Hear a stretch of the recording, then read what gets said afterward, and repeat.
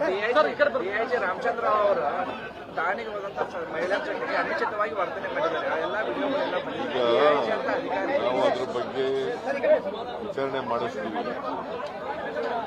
ನನಗೆ ಬೆಳಿಗ್ಗೆ ಗೊತ್ತಾಯ್ತು, ಆಮೇಲೆ ಅವ್ರ ಮೇಲೆ ಶಿಸ್ತಿನ ಕ್ರಮ ತಗೋತೀವಿ. ಶಿಸ್ತು ಕ್ರಮ ಜರುಗಿಸ್ತೀವಿ.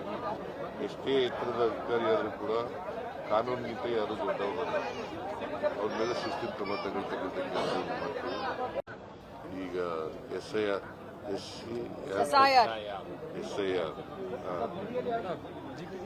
ಸ್ಪೆಷಲ್ ಇನಿಷಿಯೇಟಿವ್ ರಿವಿಷನ್ ಅದನ್ನ ಮಾಡುವಾಗ ಬಹಳ ಎಚ್ಚರಿಕೆಯಿಂದ ಮಾಡಬೇಕು.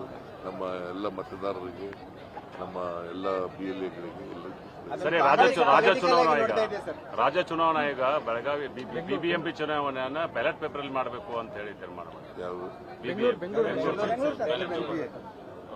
ಯಾವುದು ನಮ್ದು ಡಿಮ್ಯಾಂಡ್ ಇರೋದು ಅದೇ ಅಲ್ವಾ?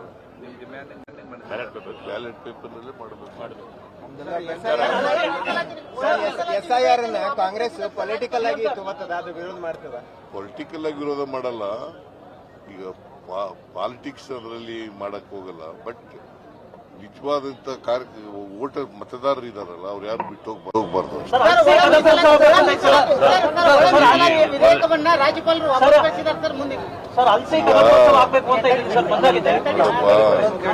ಅವರು ಏನು ಕ್ವಶನ್ ರೈಸ್ ಮಾಡಿದ್ದಾರೆ ಅವಕ್ಕೆಲ್ಲ ವಿವರಣೆಯನ್ನ ಕೊಡ್ತಕ್ಕಂಥ ಕೆಲಸವನ್ನು ಮಾಡ್ತೀವಿ. ನಾವೆಲ್ಲ ತಯಾರಿ ಮಾಡ್ತೀವಿ. ಡೆಲ್ಲಿಗೆ ಹೋಗ್ಬೇಕು ಅಂತ, ತಿಂಗಳ ಕಡೆಗೆ ಡೆಲ್ಲಿಗೆ ಹೋಗ್ಬೇಕು ಅಂತ ಯಾವಾಗ ಹೈಕಮಾಂಡ್ ಅವ್ರು ಕರೀತಾರೆ ಆವಾಗ. ತಿಂಗಳ ಅಂತ ಹೇಳಿಲ್ಲ, ಇಲ್ಲಿ ಹೇಳಿಲ್ಲ.